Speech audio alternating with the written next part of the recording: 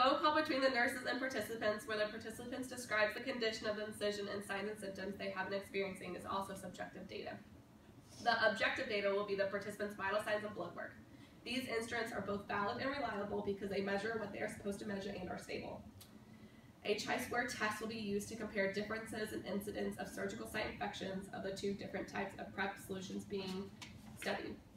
A two-tailed test will be also used to compare the differences between the two PrEP solutions. This allows researchers to compare the results between chlorhexidine gluconate and povidone iodine solutions.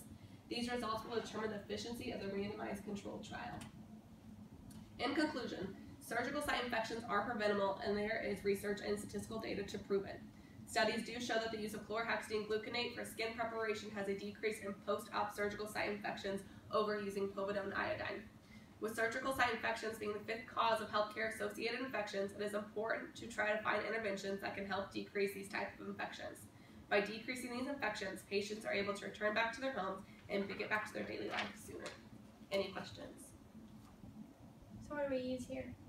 I actually asked Dr. Purdom that the other day what he's using. He said he just now actually started switching to chlorhexidine. There is no set in stone policy we have in place. Casey Neal, she works down in the circulator. She said they actually just started using sage wipes. And on every patient that comes in, so at least every patient is going to chlorhexidine. But then you get a further discussion of you can't use chlorhexidine and betadine together, which I think Dr. Young does. No, I mean you can use it together, but the effect of the chlorhexidine kind of drifts away if he puts povidone iodine over it.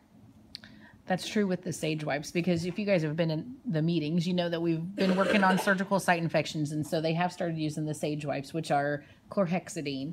The thing with that is you can't use those, like, you can't use them on the back if they're going to get a spinal or anything like that. But most of the orthos use chlorhexidine, most. Dr. Miller has made that kind of switch too. You know, he doesn't use betadine on his incisions and things like that. So. Let's become the new champion.